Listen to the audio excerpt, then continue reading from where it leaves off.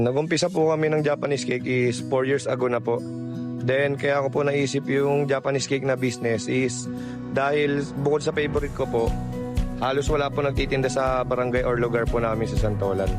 Nung natutunan ko mag-bike, nag-ensayo ako. Simula nung nakita ko na maraming tao na pumupunta sa taktak tapos wala rin nagbebenta ng Japanese cake, doon po ako nagsimulang magtinda sa Antipolo, taktak, daang bakal.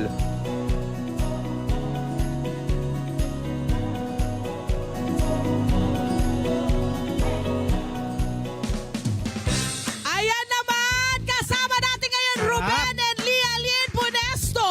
At si Ruben ngayon nagbubuhos na nung kanyang batter. Ito yung kanyang parang pinagkakaguluhan ngayon.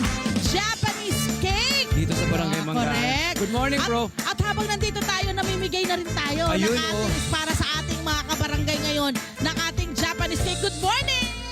Good morning po, ma'am. Sir, Aba, good morning po. Good morning, Lialyn! Good morning po. Ayan, pising-pisi. Eto na, kausapin na natin sila tungkol dito sa kanilang napakagandang negosyo. Oo, kailan nag-umpisa itong negosyo at bakit ito ang naisipan mo negosyo, bro? 2021 po nung naisipan po namin ito.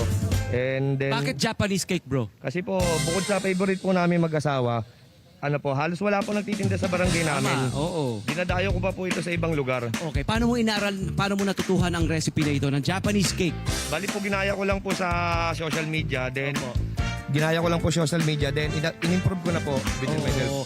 Ano ang ingredients? Hindi mo kailangan sabihin lahat. Alam ko may mga tricks of the trade kayo rito, pero anong basic na para ba tong batter ng pancake, parang ng hot cake, ganun din ba o iba?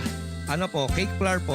Cake flour talaga, ayun. Parang Grabe, asosyal kay harina. Flour. At syempre itong machine na to, ito ay customized. Binibili ba ito? Sa mga gusto magnegosyo ng ganito, ito ay customized ba ito para lang sa Japanese cake? Opo. Yun o, ito.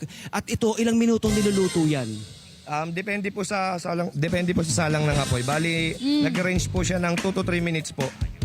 Tapos meron ka mga flavoring na inilalagay. Ano Lagyan mga ko lang. ito? Level, ayan. Okay, lagyan mo. Meron pong cheese and chocolate. Ano Ayun. ilalagay? Ilalagay ko isa-isa. Ako na lang Opo, gagawa opo. para sa'yo. Ayun. Lalagyan natin. Tig-isa ba dapat? Opo, tig-isa So po. magkano ang benta natin dito? Saan mo ito inilalako? Binibenta ko po ng halagang 10 piso po. 10 piso? Yes, po. Murang-mura. Tapos, saan nyo po ito ibinebenta? Yan, sa barangay po namin. Sa barangay, dito sa Barangay Manggahan. Yes po. Ayun. May plano ka bang palakihin ito? Dalhin pa sa ibang mga lugar to? Bali po, nag-umpisa rin po ako nagtinda po sa Antipolo. Aba, kasi ng balita ko, nagbibisikleta ka talaga. Binibisikleta mo ang mga areas. Opo. Paano mo nilalagay ang lahat sa bisikleta? Dito po, dinalagay ko po dito sa... Dito sa basket? Opo. May Nakabasket basket po lahat? ako. Okay, luto na. Luto na po. Tapos ilalako na lang Opo. sa mga area. Sa Opo, mga... aahon po ako doon. Aahon. Aahon na po ako doon. Ayos na, napakasipag. At syempre, ang katuwang mo, sinong katuwang mo sa negosyo? Yan, ang akin pong asawa. Si Ayun Lialyn po. Ayan. Kumusta naman po ang negosyo? Kumusta? Malakas ba? May plano bang palakihin pa ito? Kung may pagkakataon po, bakit hindi? Oo naman. Bakit hindi? Gusto ko may kumpas. Bakit hindi?